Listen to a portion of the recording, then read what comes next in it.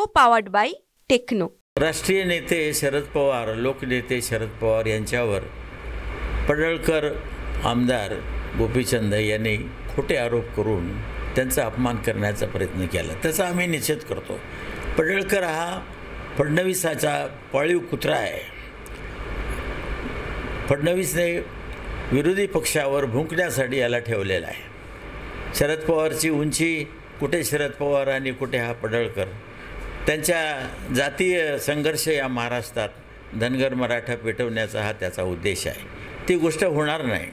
शरद पवारच्या बिमारीचा उदाहरण देणं हे त्याला शोभत नाही, इतका नालायक हा माणूस आहे।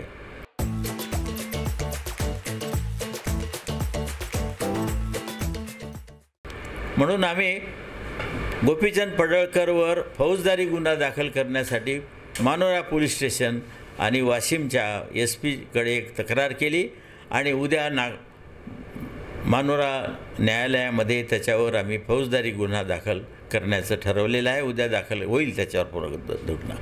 तेव्हा या पडळकरचा बंदोबस्त करण्यासाठी आम्ही सर्व शेतकरी, शेतमजूर, राष्ट्रवादी कार्यकर्ते तयार आहोत।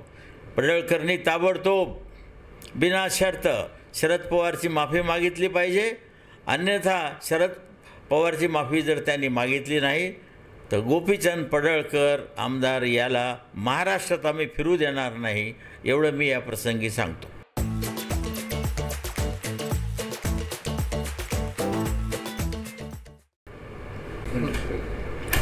गोपीचंद पडळकर आम्ही एका समाजाचे आहोत। धनगर समाजाला आरक्षण 1989 मध्ये माननीय शरद पवार मुख्यमंत्री असतानाच दिले। शरद पवारचे धनगर समाजावर अनंत उपकार आहे।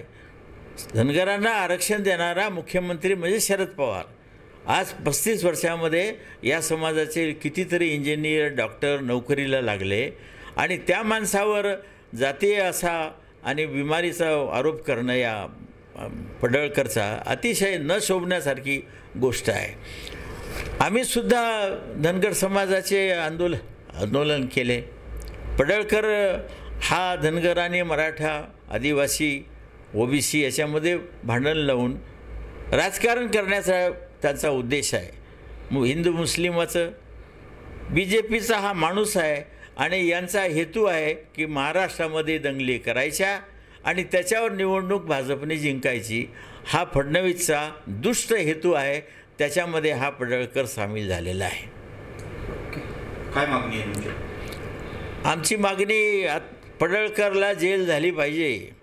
माफी मागा, नाही तर जेलमध्ये जा। आम्ही त्याला महाराष्ट्रात फिरू देणार नाही। Co-powered by techno.